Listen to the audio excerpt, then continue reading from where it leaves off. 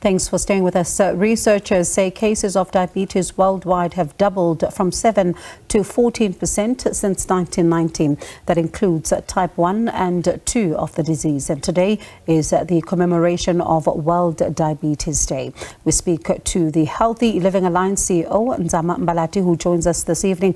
Good evening to you, and thank you so much for your time. Reading your statement earlier on, you say that it is no coincidence that we are seeing the growing epidemic of diabetes in South Africa. Let's just start with that statement. Yeah, certainly. Thank you very much for the opportunity to speak you. If we look at the scourge of diabetes and how it has been growing, it's not a coincidence, and we can learn also from HIV. We have seen how the scourge of the diabetes has been growing. We feel like there's not been proper response in terms of a collective, society intervention, from policy intervention to the kind of food that we're eating, to the food environment that we live in, to actually even people being able to have body activity. At some point, recently I went to Brazil, and Brazil is a very active body activity country, right? Because there are also issues of safety. So we need to look at diabetes similar to the way we looked at it into HIV, as a crisis, as an emergency, as something that actually needs, a bold and a rapid response now. And when it comes to a bold and a rapid response, for example, you think about the fact that some of the areas that we talk about have, limited to no water supply. It speaks to things at a practical level like that, because some of the people may opt to not buy a bottle of water in order to be able to consume that, but may opt for fizzy drinks, which speaks to the intensity that we need to begin to educate people on. Right. And that's a very critical question and comment, because diabetes is a socio-economic issue. If you look at the issue you spoke about, I also come from Limpopo.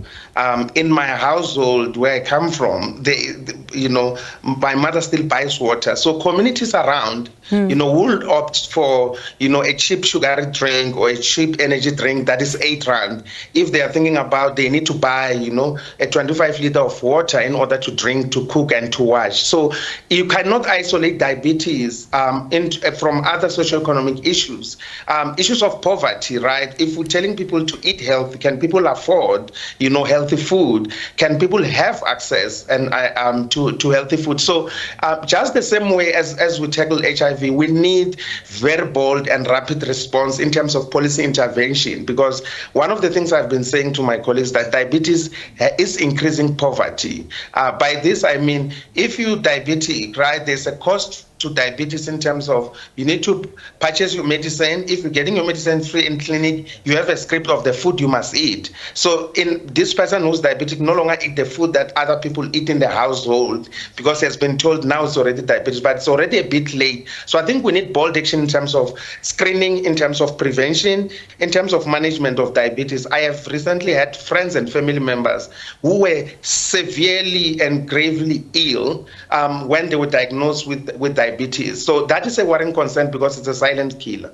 And I'm going to get to the havoc that it wreaks to one's body in just a moment. But are you, I'm keen to hear your thoughts on this one. The health promotions levy, has it worked at all? Yeah. So the health promotion levy, these are evidence-based policies that have been actually verified in other countries by also the World Health bodies, including the World Health Organization. In South Africa, we have seen a reduction in consumption. And I want to always put similarities to struggle, similar to HIV, because the private sector, the sugar industry, has been in loggerheads to ask for the health promotion levy not to be increased, actually not to be implemented, since even when it was implemented in 2018.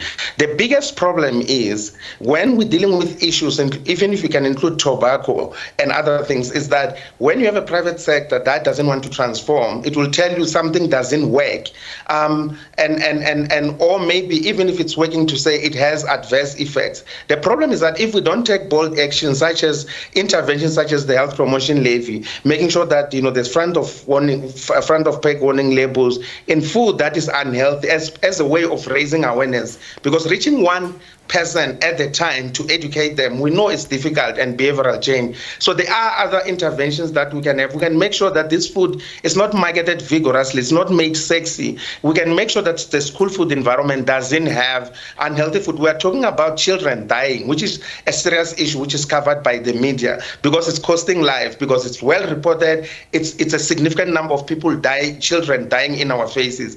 But there are a lot of people who are dying of diabetes. Diabetes is said to be the second leading cause of death. And I think everyone in the family, it will be said it's natural death, but we know someone has lost a family member or a neighbor due to diabetes. And as you say, it really is important for people to know what they are eating, especially when it comes to the labeling. But as we end off our conversation, there's another, issue here.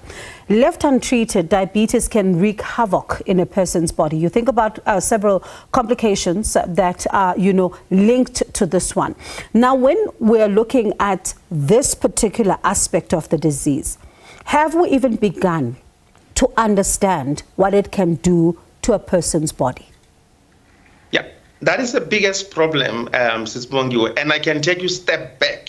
Do we know how many people are living with diabetes or are even pre-diabetic? Because the surveillance of diabetes is a big problem in this country. So the data that we have is really outdated. It's dated back to 2019 and years back. So we have a poor surveillance in terms of knowing even people living with diabetes currently.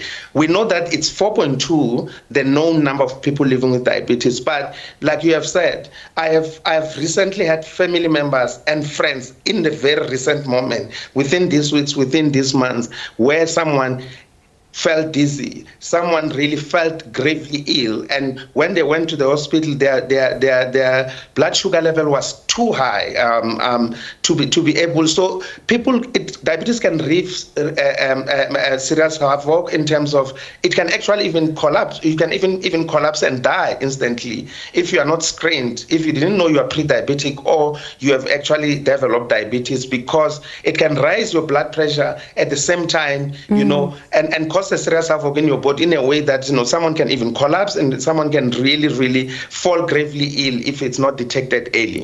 Yeah, and as you say, surveillance needs to be strengthened. But thank you so much for talking to us. Appreciate it. And as we cast the spotlight on this important conversation.